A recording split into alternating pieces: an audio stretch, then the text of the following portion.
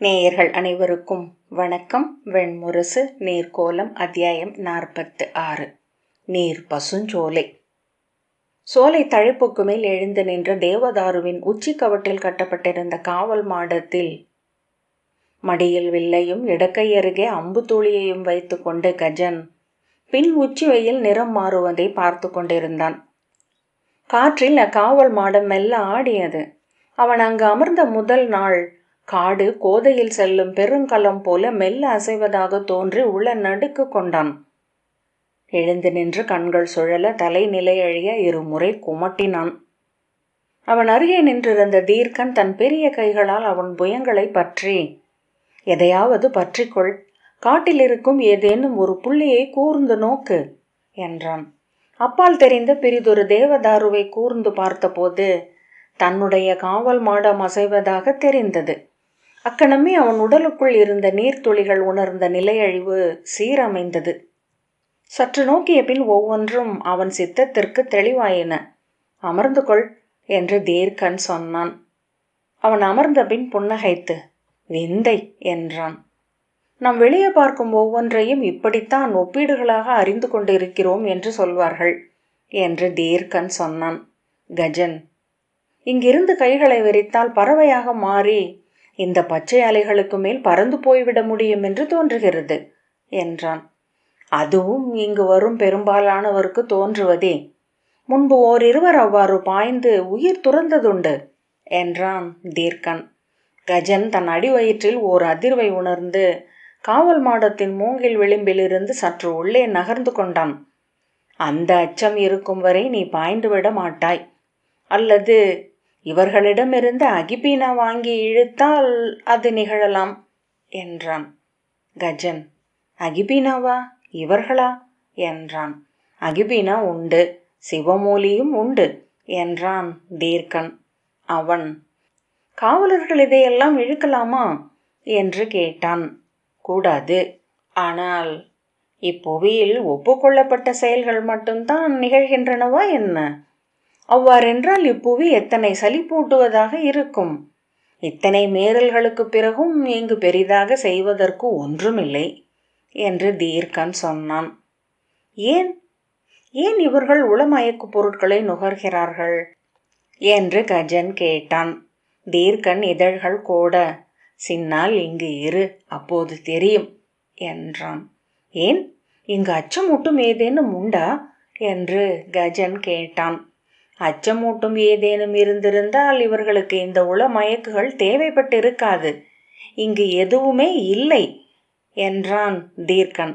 வானம், கீழே இந்த பசுமை, ஒவ்வொரு நாளும் கதிரெழுதல் கதிரமைதல், மாதங்களில் பாதி நாள் நிலவு, எஞ்சிய நாட்கள் விண்மீன், எப்போதும் காற்று, பிறகு என்ன வேண்டும் என்று கஜன் கேட்டான். தீர்க்கன், இளையவனே, இவை அனைத்தும் ஒவ்வொரு மானுடருக்கும் அளிக்கப்பட்டுள்ளது. எந்த மானுடனாவது இவற்றில் நிறைவடைந்திருக்கிறானா? இவற்றை பொருட்படுத்துபவர்கள் மிகச் சிலரே. பிறருக்கு வேறேதோ தேவைப்படுகிறது. காமம், செல்வம், வெற்றி, புகழ். வாழில்லாமல் வாழத் தெரிந்தவர்கள் இங்கு மிக அரிது என்ற பின் கையிலோ உள்ளத்திலோ என்று முனகிக் கொண்டான். ஆனால் எனக்கு இந்த இடம் பிடித்திருக்கிறது என்றான் கஜன் பெருமூச்சுடன். அது நன்று என்று தீர்க்கன் சொன்னான். அந்த உவகை எஞ்சி இருக்கும் வரை இங்கிரு. அதில் ஒரு துளி குறைய தொடங்கினாலும் உடனே கிளம்பிவிடு. குழப்பத்துடன், எங்கு என்று கஜன் கேட்டான். எங்கு மறுகணம் உன் தலையை எவரேனும் வெட்டிவிட வாய்ப்பிருக்குமோ, எங்கு சற்று தேடினால் ஒரு பெரும் புதையல் கிடைக்கும் வாய்ப்புள்ளதோ அங்கு. குறைந்தது அங்கு ஒவ்வொரு நாளும் முந்தைய நாள் நிகழாத ஒன்று நிகழும் வாய்ப்பிருக்க வேண்டும். அங்கு மட்டும்தான் மானுடர் மகிழ்ச்சியாக வாழ முடியும் என்றான் தீர்க்கன். கஜன் திரும்பி பச்சை இலைகளின் மேல் காற்று செல்லும் ஒழுக்கை நோக்கிய பின் திரும்பி, ஏன், இவற்றை பார்த்தபடி வாழ்ந்துவிட முடியாதா என்ன என்றான். முடியும், கவிஞர்களால் முனிவர்களால் முடியும் என்று சொல்லப்படுகிறது. அப்படி எவரையும் நான் பார்த்ததில்லை என்று பின் தீர்க்கன் எழுந்து சோம்பல் முறித்து, நான் சென்று ஓய்வெடுக்கிறேன், நீ இங்கிரு என்றான். நானா என்றான் கஜன். ஏன் என்று தீர்க்கன் கேட்டான். நான் இப்போதுதான் வந்திருக்கிறேன். கஜன் தோளில் தட்டி, நீயே மிகை இங்கு என்ற பின் தீர்க்கன் இறங்கிச் சென்றான். அன்று முதல் கஜன் அங்கு அமர்ந்திருக்கலானாம். அவனுக்கு காவல் பரணில் அமர்ந்திருப்பது பிடித்திருக்கிறதே என தெரிந்ததும் அவனை ஒவ்வொருவரும் விரும்பி அழைத்து அமரச் செய்தார்கள். அவனுக்கு நல்லுணவு கொண்டு வந்து அழைத்தனர். அவன் கீழே இறங்கவே விரும்பவில்லை. கொட்டகைகளில் துயில்கையிலும் உச்சி மாடத்தையே கனவு கண்டான். புலரியையும் அந்தியையும் ஒருபோதும் தவறவிடவில்லை. அன்று அந்தி முதல் அங்கு அரச குடிகளின் நிலவாடல் நிகழும் என்று 10 நாட்களுக்கு முன் காவலர் தலைவர் சொன்ன போதுதான் அவன் அறிந்தான். அப்போது அவனுக்கு அது பெரிதாக தோன்றவில்லை. ஆணைகளை பிறப்பித்து கொண்டிருந்த அவர் ஒரு கணம் அவனை கூர்ந்து, பின்னர், உனக்கு அளிக்கப்பட்ட காவல் மாடம் எது என்றார். 3வது காவல் மாடம் என்று அவன் சொன்னான். நன்று, அங்கிரு. பிரிதொருவர் வந்து உன்னை விடுவிக்கும் வரை மாடத்திலிருந்து எதன் பொருட்டும் கீழ் இறங்காதே என்ற பின் அவர் திரும்பிக் கொண்டார். திரும்பி செல்லும் போது தீர்க்கனிடம், நிலவு நாட்களில் இங்கு அரசியும் இளவரசியும் வருவதுண்டா என்று கேட்டான். தீர்க்கன், இங்கா என்ற பின் அவன் என்ன கேட்கிறான் என்று புரிந்து கொண்டு சிரித்தான். இளையவனே, இந்த காவல் மாடம் அமைக்கப்பட்ட பின் மிக அரிதாகவே எவரேனும் இதற்குள் நுழைந்திருக்கிறார்கள். நான் அறிந்து 2 முறை மச்ச இளவரசர் உள்ளே வந்திருக்கிறார். இளவரசர் உத்தரர் அவருடைய கனவுகளில் இங்குதான் இருக்கிறார் என்று நினைக்கிறேன். சென்ற முறை இளவரசி இங்கு வந்து பாம்பால் கடிபட்டார் என அறிந்திருப்பாய். அதன் பின் இனி எவருமே இங்கு வரமாட்டார்கள் என்றுதான் நினைத்தேன். மீண்டும் ஒரு களியாட்டு இங்கு இத்தனை விரைவில் ஒருங்கு செய்யப்படும் என்று எண்ணவில்லை என்றான். உடன் வந்த கீரகன், நாம் அறியாத ஏதோ விந்தை இதற்குள் உள்ளது என்றான். இது அந்த ஆணிலியின் ஏதோ சூழ்ச்சி என ஐயுறுகிறேன் என்றான் தீர்க்கன். காமிகன் கஜனின் தோளை தட்டி, நீ நல்லூர் கொண்டவன். நீ வந்தவுடனே இப்படி ஒரு வாய்ப்பு அமைகிறது. வழக்கமாக இங்கு காவல் பணி என்று படைக்கலம் தூக்கி வரும் இளைஞர்கள் விழிவிரித்து வெறுமையை பார்த்து சலித்து எதை பார்த்தாலும் எதுவும் சித்தத்தில் பதியாதவர்களாக மாறி அகிபீனாவுக்கு பழகி நடக்கும் பிணமென்று மாறி இங்கிருந்து செல்வார்கள். உனக்கு சொல்வதற்கு ஒரு நிகழ்வாவது வாழ்க்கையில் எஞ்சுகிறது என்றான். என்ன நிகழும் என்று கஜன் கேட்டான். கொலை என்று அவன் சொன்னான். கஜன் அவன் கையை பற்றி ஆர்வத்துடன், கொலையா என்றான்.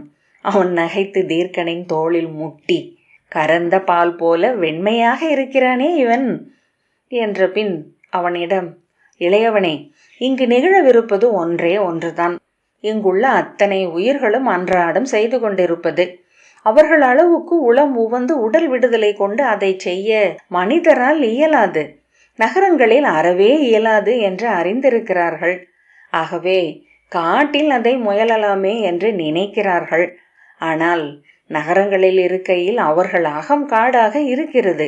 இங்கு காட்டில் இருக்கையில் அவர்கள் அகம் நகரமாக இருக்கும் போலும் என்றான். ஒவ்வொரு நாளும் முழு நிலவை கஜன் எதிர்பார்த்து கொண்டிருந்தான். நோக்கி நோக்கியே நிலவை முழுமைப்படுத்திவிட முடியும் என்பதைப் போல. தீர்க்கனிடம், இன்னும் எத்தனை நாட்கள் என்று கேட்டான். நிலவை வைத்தே கணக்கிடு என்று தீர்க்கன் சொன்னான். நிலவில் இந்த காடு எப்படி இருக்கும் என்று எண்ணி பார்க்க விந்தையாக இருக்கிறது. நிலவில் நாம் நன்கறிந்த முற்றத்து மரம் கூட ஆழமான அறிய முடியாமை ஒன்றை சூடிக்கொள்கிறது.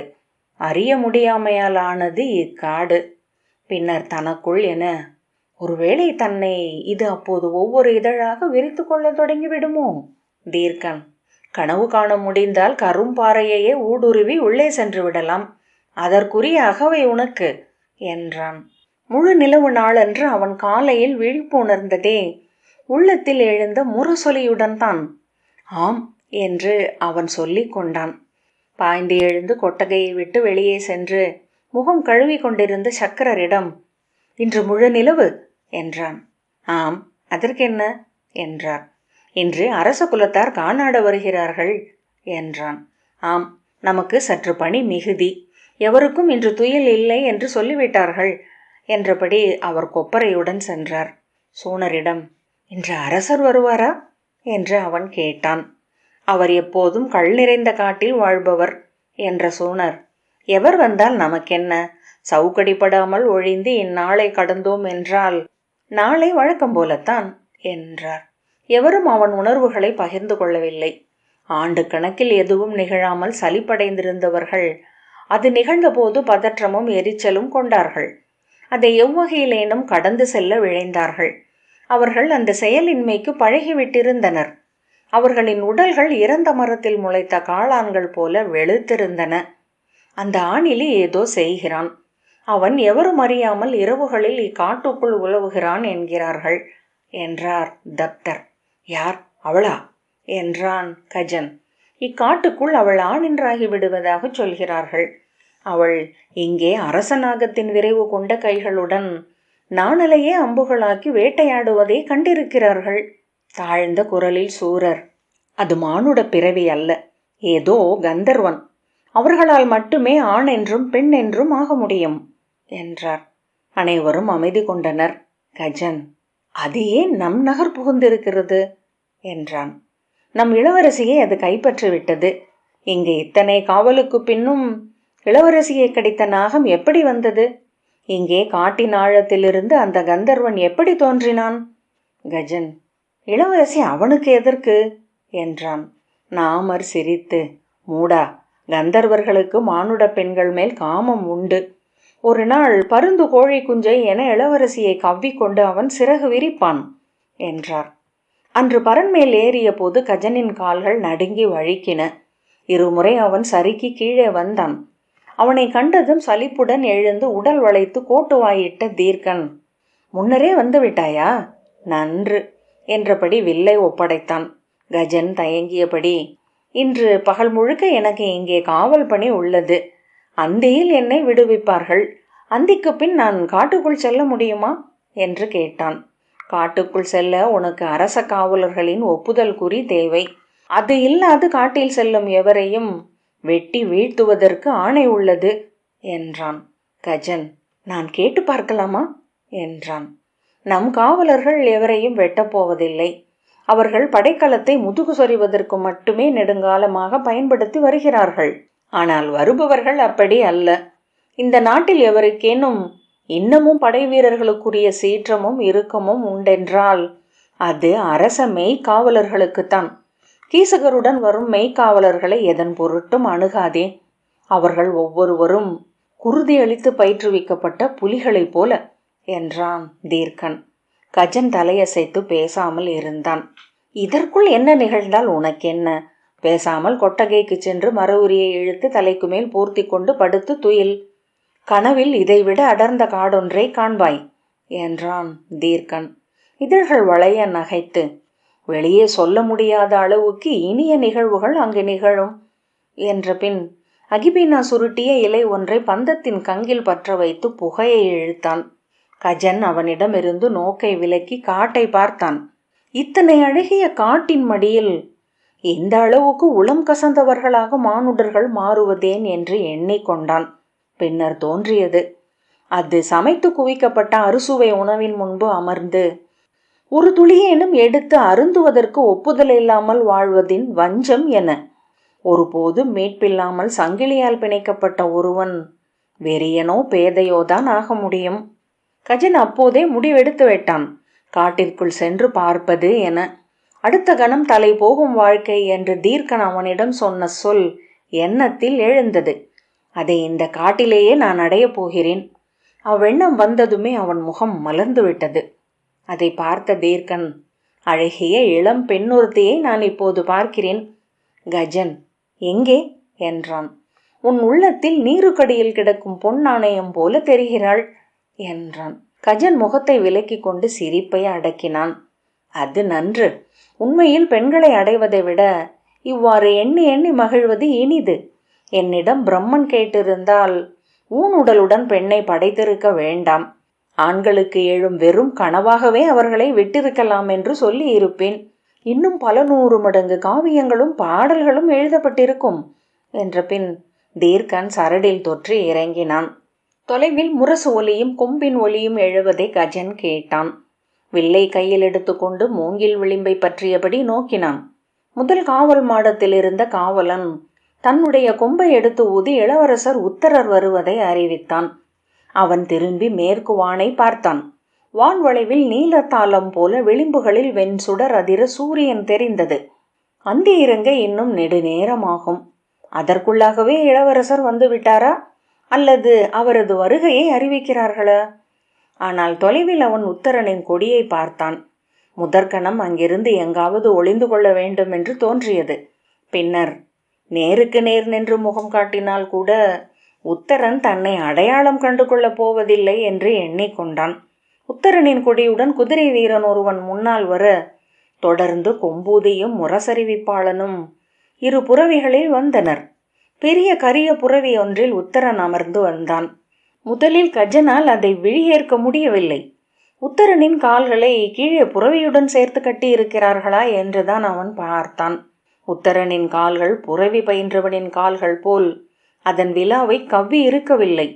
வலது கால் கலைந்த காக்கை சிறையில் ஒற்றை இறகு போல பிசிறி நீட்டி அவ்வழியில் இருந்த இலைகளிலும் புதர்களின் கிளை நீட்சிகளிலும் முட்டிக்கொண்டு வந்தது. கடிவாளத்தையும் மணிக்கட்டில் இருமுறை சுழற்றி வைத்திருந்தான். புறவியின் அசைவுக்கும் அவன் உடல் அசைவுக்கும் தொடர்பே இருக்கவில்லை. ஆனால் அந்த பெரும் புறவி அவனை ஆட்சியர் தலையில் பார்க்குடம் என மிக இயல்பாக ஏந்தி கொண்டு வந்தது. அதற்கு பின்னால் ஒரு கபில நிற புறவியில் தோல்வரை குழல் சரிந்த கரிய உடல் கொண்ட ஒருவன் வந்தான். தொலைவிலேயே அவன் சிற்பங்களுக்குரிய நன்கு செதுக்கி அமைக்கப்பட்ட முகம் கொண்டிருப்பதை கஜன் கண்டான். அவன் முகத்திலிருந்தும் தோள்களிலிருந்தும் விழிகளை விலக்க முடியவில்லை. அணுக அணுக மேலும் அழகு கொண்டு திருமகள் ஆலயங்களில் முகமண்டபத்தில் செதுக்கி வைக்கப்பட்டிருக்கும் உருவென தோன்றினான். அவர்களுக்கு பின்னால் மேலும் 8 புறவைகளில் காவல் வீரர்கள் வந்தனர். அவர்கள் நான் எழுத்து அம்பு தொடுக்கப்பட்ட விற்களையும் நீண்ட வேல்களையும் ஏந்தி இருந்தனர். தொடர்ந்து ஏவலர்கள் எளிய புறவிகளில் மூட்டைகளும் பொதிகளுமாக வந்தனர்.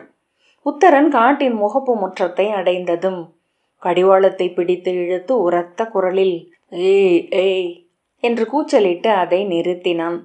தவறாக இழுக்கப்பட்டமையால் தலை உழைத்து மெல்லச் சுழன்று இருமுறை பொய்யாக காலெடுத்து வைத்து உடலை ஊசலாட்டிய பின் புறவி நின்றது. இருமுறை தும்மி பிடரி குலைத்த பின் தலை தூக்கி விழிகளை உருட்டி அச்சூழலை நோக்கியது. பின்னால் வந்த அழகன் குதித்து ஓடி வந்து கரிய பெரும் புறவியின் பின்பக்கத்தை மெல்ல தட்டி ஏதோ சொன்னான். புறவி 2 கால்களையும் சற்று அகற்றி உடலை தாழ்த்தியது. காலை தூக்கி சுழற்றி இறங்கிய உத்தரன் நிலையழிந்து விழப்போனான். அவனை அவ்வழகன் பற்றி கொண்டான். நெடுந்தொலைவு புறவியில் அமர்ந்து வந்தமையால் 2 கால்களும் உளைச்சல் எடுக்க உத்தரன் அவற்றை நன்கு அகற்றி வைத்து தவளை எழுந்து நடப்பது போல நடந்து அருகில் இருந்த சாலமரத்தின் வேர்புடைப்பை நோக்கி சென்றான். 2 புறவிகளையும் அவ்வழகன் கொண்டு சென்று வேரில் கட்டி அவற்றின் கழுத்தையும் காதுகளையும் கைகளால் நீவி சீராட்டினான். அவை திரும்பி அவனை தங்கள் வாழைமடல் போன்ற நாக்குகளால் நக்கின. ஏவலர் புறவிகளிலிருந்து கீழிறங்கி ஓடிச் சென்று உத்தரன் அருகே பணிந்து நிற்க அவன் கையசைத்து ஆணைகளை இடத் தொடங்கினான். மரப்படிகள் ஒலிக்க மேலே ஏறி வந்த தீர்க்கன் அதற்குள் வந்து விட்டார் என்றான். ஆம், இன்னும் மாலையொளியே மங்கவில்லை என்று கஜன் சொன்னான். இங்கே இப்போது என்ன செய்ய போகிறார் என்றான் தீர்க்கன். கஜன் சிரித்து, அந்தியில் கிளம்பினால் அங்காடிகள் வழியாக வர முடியாது. அந்த கரிய புறவியில் அவர் ஏறி செல்வதை நகர் மக்கள் அனைவரும் பார்க்க வேண்டும் என்பதற்காக உச்சி பொழுதிலேயே கிளம்பி இருப்பார். பெரும்பாலும் நகரத்தின் அனைத்து தெருக்கள் வழியாகவும் சுற்றித்தான் இங்கு வந்திருப்பார் என்றான். தீர்க்கன் புன்னகைத்து, அவர் அமர்ந்திருப்பதை பார்த்தாலே தெரிகிறது என்றான். இன்று நகர் முழுக்க இதை பற்றித்தான் பேசி சிரித்து கொண்டிருப்பார்கள் என்றான் கஜன். தீர்க்கன் அவன் வில்லை வாங்கி கொண்டான். நான் கிளம்பலாமா என்று கஜன் கேட்டான். ஆம், கிளம்பு என்ற பின் அங்கு சென்று அரச குலத்தோர் வருவதை வேடிக்கை பார்க்க வேண்டியதில்லை. கொட்டகைக்குள் சென்று உணவறிந்து விட்டு உறங்கு. எவரும் பார்க்க மாட்டார்கள். உன் மூத்தவனாக இதை சொல்கிறேன் என்றான். கஜன் சரி என்று தலையசைத்து விட்டு முடிச்சுகளில் கால் வைத்து கயிற்றினூடாக கீழிறங்கி தரையை அடைந்தான். தரையில் ஒரு மெல்லிய ஆட்டம் இருப்பதை உணர்ந்ததும் உடல் தரையை அறிந்து காவல் மாடத்தின் ஆட்டத்தை உதறி நிலை கொண்டது. காட்டின் காவல் முற்றத்தை அடைந்த போது அங்கு பணியாளர்கள் பொதிகளையும் மூங்கில் பெட்டிகளையும் இறக்கி வைத்து கொண்டிருந்தார்கள். அவன் நேராக உத்தரன் அருகே சென்று வணங்கி, நிஷத இளவரசருக்கு அடியவனின் வணக்கம் என்றான். உத்தரன் புருவம் சுருக்கி அவனை பார்த்து, இந்த காட்டில் யானைகள் உண்டா என்றான். கஜன், இல்லை, இங்கு கொலை விலங்குகள் எதுவும் இல்லை என்றான். இதழ்களை வளைத்த உத்தரன், கொலை விலங்கில்லாத காடு காடல்ல, வெறும் சோலை. காடு ஒரு கண் என்றால் யானை அதன் கருவிழி. புரிகிறதா என்றான். கஜன், ஒரு காட்டிற்கு ஒரு யானை போதும் என்கிறீர்களா என்றான். உத்தரன் கையை ஓங்கி, எதிர்ச்சொல் எடுக்கிறாயா? கவிச்சொல்லை புரிந்து கொள்ளும் அறிவில்லாத மூடா, விலகிச்சல். அதற்குள் அப்பால் நின்ற அந்த கரிய அழகன் அவனை கை காட்டி அழைத்து, புறவிக்கான புல் இங்கு எங்கே இருக்கிறது என்றான். இங்கு புல்லை வெட்டி வைக்கும் வழக்கமில்லை. இந்த காடு முழுக்க புல்தான். புறவியை அவிழ்த்து விட்டால் அது மேயும் அல்லவா என்றான். இரவில் அறியா நிலத்தில் புறவிகள் புல் மேய்வது அரிது என்றான் அக்கரியவன். நான் புல் அறிந்து கொண்டு வந்து போடுகிறேன் என்று கஜன் சொன்னான். நான் பிறரிடம் சொல்லிக் கொள்கிறேன், நீர் என்னுடன் இரும் என்றான் கரியவன். என் பெயர் கிரந்திகன், புறவிச்சூதன். கஜன் தன்னை அறிமுகம் செய்து கொண்டான். இந்த காட்டில் எத்தனை காலமாக பணியாற்றுகிறீர் என்று கிரந்திகன் கேட்டான். நானா என்ற பின், நெடுங்காலமாக என்றான். உம்மை பார்த்தால் நெடுங்காலமாக இப்புவியில் வாழ்பவர் போலவே தோன்றவில்லையே என்று கிரந்திகன் சொன்னான். பின்னால் இருந்த புறவையிலிருந்து இறங்கி அருகே வந்த முக்தன், இங்கு வந்து விட்டாயா? தீர்க்கன் எங்கிருக்கிறான் என்றான். முகம் மாறி சிறிய பதற்றத்துடன், அவர் மேலே காவல் மாடத்தில் என்று திக்கினான் கஜன். சென்ற வாரம் வரை இளவரசரிடம் ஊழியனாக இருந்தான். இங்கு இருந்து பித்து பிடிக்கிறது என்று சொன்னதனால்தான் அவனை இங்கு பணிக்கு அனுப்பினேன் என்றான். நெடுங்காலம் என்றால் ஒரு வாரம் என்று பொருளா என்றான் கிரந்திகன். முக்தன் சிரித்து, இங்கு அமர்ந்திருந்தால் ஒவ்வொரு நாளும் ஒரு ஆண்டுக்கு நிகர் என்றான். நீர்க்கோளம் 46வது அத்தியாயம் இத்துடன் நிறைவு பெற்றது. நன்றி.